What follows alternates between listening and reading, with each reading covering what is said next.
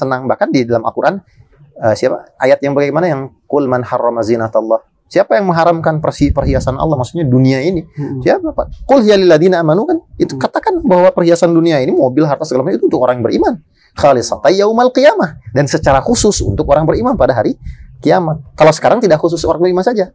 Berserikat orang ya yang tidak beriman juga dapat kesenangan, orang beriman juga, tapi nanti di akhirat kesenangan ini hanya untuk orang beriman. Orang yang kufur mah tidak senang lagi nanti di akhirat. Jadi intinya kita juga ya silahkan mau punya mobil, silahkan. Bahkan sahabat Nabi, salah seorang sahabat Nabi bertanya, ya Rasul, kalau saya senang punya sendal yang bagus, punya pakaian yang bagus, apakah dikatakan sombong? Nah, kata Rasul, tidak. Sombong itu batarul haq wa ghamtun nas.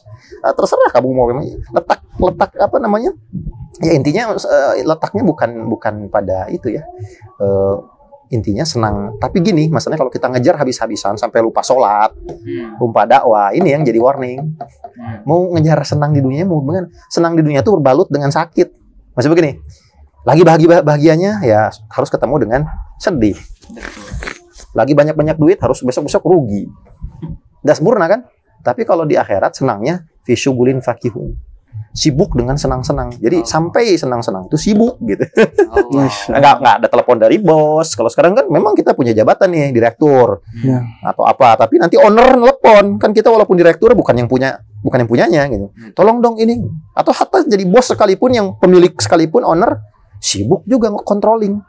Gimana kalau misalkan nggak dikontrol, gagal tuh perusahaannya, ambruk, kan sibuk bukan oleh kesenangan, sibuk oleh cari duitnya. Nah kalau di akhirat tuh pure murni sibuk sama senang-senang.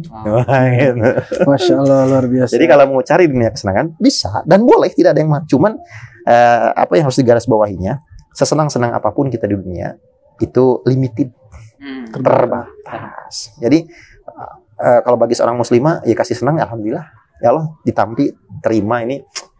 Hadza min fadli rabbi, ya kata Nabi Sulaiman, alhamdulillah. Tapi ingat, udah senang jangan sampai lupa sholat, lupa berdoa. Nah kasus yang terjadi ada begitu, kejar-kejaran habis-habis senang, gagal. Orang lebih siap untuk gagal untuk mencari kesenangan daripada siap untuk gagal istiqomah di jalan Allah.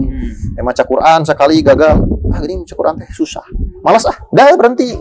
Tapi kalau nyari ke harta, gagal, wah bisnis emang seperti ini ya, resiko gagal, bangkit lagi gitu. Baca Quran sekali udah ini yang jadi masalah itu, nggak adil, kira-kira begitu. Masya Allah, luar biasa. Ustaz Sandi ajib.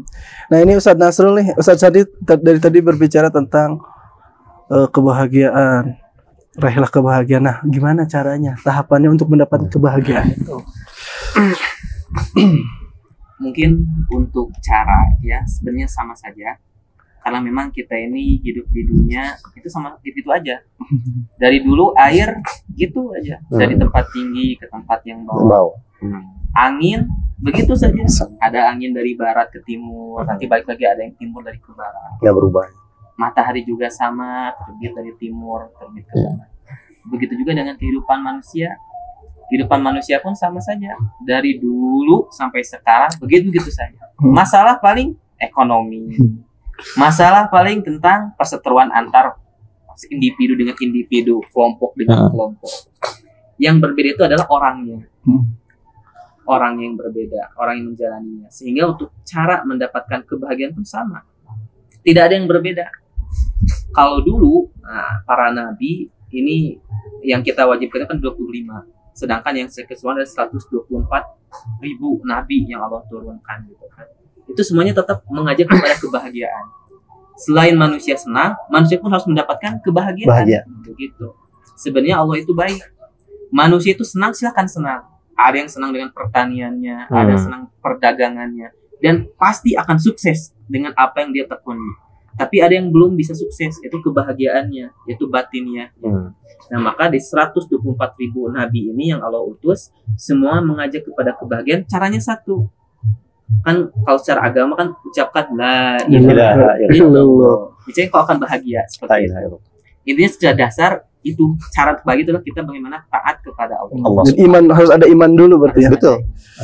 Jadi untuk masalah senang, untuk masalah dia profesinya atau skillnya ada di mana itu silahkan. Karena agama itu tidak memperbaiki fisik lahiriah, tapi memperbaiki kalbu manusia. Mungkin kalau zaman dulu peralatan memasak itu hanya dengan api, kayu bakar. Tapi sekarang dengan kompor, bahkan ada kompor listrik. Iya. Tapi tetap saja kan makan dimasak gitu kan. Caranya berbeda, tetapi untuk menggapai tujuan tetap sama saja.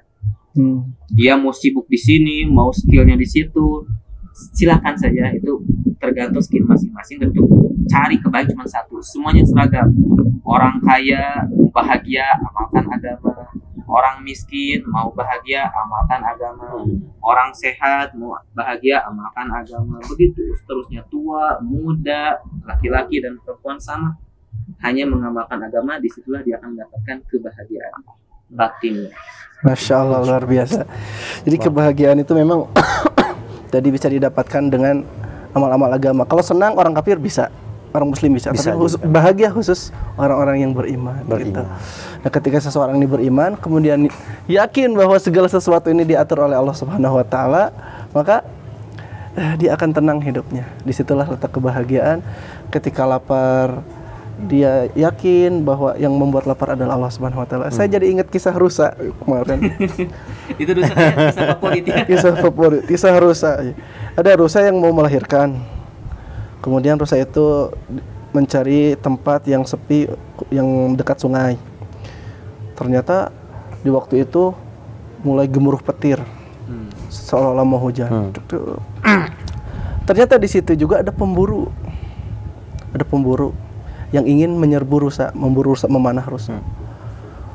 Karena banyak petir, meledak. Akhirnya petir itu menyambar hutan di situ hingga akhirnya kebakaran. Tepat di depan rusa kebakaran. Nengok ke kanan, ternyata ada singa yang lapar. Nengok ke kiri, ada pemburu.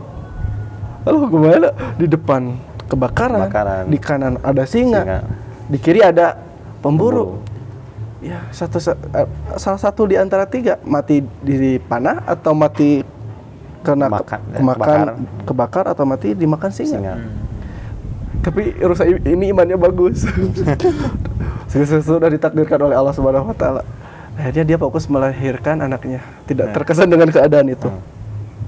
Akhirnya angin semakin kencang tuh hingga mengaburkan pandangan pemburu. Ketika menembakkan panahnya tuh nggak kena ke rusa, malah kena ke singa. Akhirnya singanya mati.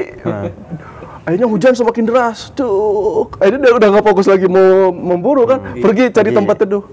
Karena hujan deras tentu kebakaran pun padam. Akhirnya rusa bisa melahirkan dengan selamat. Nah, jangan sampai kalah iman kita sama iman rusa. Rusa aja begitu ya. Rusa aja begitu. Jadi seberat apapun masalah kita, Allah pasti sudah mempersiapkan solusinya. Jangan katakan masalah kita besar, katakan Allah lebih besar dari masalah kita. Allahu Akbar itu. Allahu Akbar. Maka kenapa azan bunyinya Allahu Akbar? Allahu Akbar dua kali. Wahai petani, Allahu Akbar. Allah lebih hebat daripada pertanian kamu. Wahai pengusaha, Allahu Akbar. Allah lebih hebat daripada bisnis kamu. Dan lain sebagainya. Allah lebih hebat. Allah lebih pantas untuk diagungkan dari semua nama yang ada di permukaan bumi. Nah, boleh Ustaz closing. Kita ngobrol santai ini, bicara iman, bicara tentang hal-hal yang menambah keimanan dalam diri kita. Terakhir sebelum tutup, mangga dari Ustaz Sandi dan Ustaz Nasrul. Ya, tadi seperti Ustaz Nasrul, bahwa betul dari dulu sampai sekarang sunnatullahnya. Kalau bahasa kita sunnatullah, kalau orang lain bilang sunnah kauniyah, hukum alam. Dari dulu sampai sekarang kan derajat didih itu 100 pasti. Begitu 100 pasti mendidih. Gitu ya. Nggak kebayang kalau berubah-ubah kan. Besok 20 derajat udah mendidih. Jadi Allah tuh menetapkan, sama halnya dengan kebahagiaan. Apa yang membuat orang lain, atau orang-orang terdahulu dulu bahagia, itu pula yang akan membuat orang-orang sekarang dan akhir zaman nanti bahagia. Apa? La ilaha illallah. Jadi kalau seandainya di sini ada apa namanya tuh? Wadah air apa tuh? Aqua ya, air mineral. Ya, botol air mineral 2 gitu ya. Kita bisa umpamakan seperti itu. Kalau yang satu kita isi duit. Yang satu diisi air. Coba giniin yang isi duit. Gepeng enggak? Ini enggak? Hancur enggak? Hancur kan? Gitu ya. Hancur, isinya duit gitu. Kalau ini air. Diginiin bisa enggak? Enggak, kokoh dia. Nah, air ini ibarat, kalau kata Syekh Rotib Nabulsi, beliau pernah bilang kayak gini, di dalam jiwa manusia atau dalam hati manusia terdapat kekosongan dan kekurangan, yang mana kosongnya itu bisa terisi dan kurangnya itu bisa terlengkapi hanya dengan at-taqarrub ilallah, mendekat pada Allah. Jadi bukan pakai duit. Pakai duit mah tetap aja kopong gitu. Makanya kenapa orang kalau misalkan pengennya bahagia tapi ngejarnya malah ngejar duit, ya hatinya seperti ini tadi, air mineral tadi digituin, rentan dia, rusak gitu. Tapi kalau berisi penuh dengan air, kokoh dia. Nah, air ini ibarat Allah Subhanahu wa Ta'ala. Ini bukan hoax yang dikatakan Ustaz Nasrul tadi. Ini mah pasti 100% apa? Jaminan dari Allah. Qad aflahal mu'minun. Qad aflahal mu'minun. Dalam Al-Quran la raiba fihi, Al-Quran la raiba fihi, nggak ada keraguan lagi. Yang ragu bukan, yang perlu diragukan bukan Al-Qurannya. Kita yang kadang ragu-ragu. Betul sekali. Bahwa Al-Quran itu tidak ada sama sekali keraguan. Nah itu aja sih kalau dari saya. Masya Allah. Ya, Ustaz Nasrul gimana terakhir? Paling untuk closingnya kita bisa menjadikan ini sebagai tafakur kita. Apa namanya? Kan ada bayi gitu kan, bayi dalam kandungan. Ini dimisalkan saja, bukan sebuah kenyataan gitu ya, bukan kisah nyata, tapi bayi dalam kandungan dia bertanya kepada Allah, ya Allah, kenapa engkau memberikan aku mata? Ini bayi dalam kandungan, kenapa kau berikan aku mata ya Allah? Padahal di sini saya tidak bisa melihat apa-apa, gitu. Allah tidak jawab di situ. Udah, terima saja. Mungkin kata Allah seperti itu. Bayi ini nanya lagi, ya Allah, kenapa kau beri saya tangan? Buat apa? Buat apa? Di sini kan sempit gitu, nggak bisa. Buat apa? Kata Allah, terima saja. Nanya lagi, ini kaki buat apa ya Allah? Di sini saya tidak bisa kemana-mana. Jalan ngapain gitu ya? Sehingga terus setiap ada telinga, ada yang baru, dia tanya lagi. Nah, jadi si bayi ini heran. Ya Allah, dah saya hidup di sini tuh karena ini tali apa namanya? Tali ari. Tali ari. Mending perbesar ini saja ya tali Allah. arinya. Perbanyak ini karena di sinilah sumber makanan saya. Saya bisa gendut seperti ini karena tali ari ini. Saya gak butuh mata, saya gak butuh tangan dan lainnya. Kata Allah, ya kamu belum tahu fungsi yang tangan mata itu apa. Nanti taunya kalau sudah di alam selanjutnya. Dan ternyata benar saja. Putus ya, tidak diterima di alam selanjutnya. Dan apa yang dia pertanyakan ketika mata ini dia berfungsi di dunia. Masya Allah. Nah begitu juga dengan kehidupan kita yang sekarang. Kita bertanya-tanya, kamu nanya buat apa agama gitu ya? Apa sih Duit. saya sholat gitu. Buat apa saya capek-capek puasa, baca Al-Quran harus dihafal. Yang saya butuhkan di dunia ini adalah tadi kesenangan, uang, mungkin rumah yang mewah, kendaraan yang banyak. Itu juga jawaban Allah. Kamu belum tahu apa artinya sholat, apa artinya ibadah yang lain. Kamu akan tahu nanti di alam selanjutnya. Dan ternyata benar saja. Ketika kita sampai di alam kubur, justru yang kita butuhkan seperti uang, seperti jabatan, seperti benda-benda harta benda itu tidak akan berlaku di alam selanjutnya. Putus ya? Diputus kayak ari-ari itu. Dan hal yang kita pertanyakan seperti sholat, seperti puasa, Al-Quran dan sebagainya, justru itulah yang akan jadi kehidupan kita di alam selanjutnya. Jadi seperti itu. Kalau kita ragu dengan bahagia oleh agama, saya bisa senang dengan harta saya gitu. Saya tidak butuh agama. Nah itu, kamu belum tahu fungsinya apa. Nanti kamu akan merasakan bahagia itu setelah di alam selanjutnya. Nanti banyak mau hilang ya gitu ya. Kalau sudah bahagia baru kabari. Masya Allah. Alhamdulillah, subhanallah, hari ini kita telah ngobrol perkara kebahagiaan. Mudah-mudahan kita dibahagiakan oleh Allah Subhanahu wa Ta'ala. Amin. Insyaallah. Kita diberikan kekuatan untuk mengamalkan agama dengan sempurna sebagaimana para sahabat dan para nabi. Alhamdulillah, teman-teman, kita sudah selesai ngobrol sore hari ini di obrolan santri. Ahlan. Apa tuh arti ahlan? Ya, selamat datang. Mangga silakan. Yang ingin gabung ke Kampung Quran segera daftar. Kita ada program daurah, ada program SMP Santri Mukim, ada program-program lainnya. Kita perbaiki diri kita di pesantren. Mudah-mudahan Allah Subhanahu wa Ta'ala memberikan kepada kita ridhonya hingga masuk ke dalam surganya Allah Subhanahu wa Ta'ala. Amin ya rabbal alamin. Terima kasih. Assalamualaikum warahmatullahi wabarakatuh. Waalaikumsalam warahmatullahi wabarakatuh.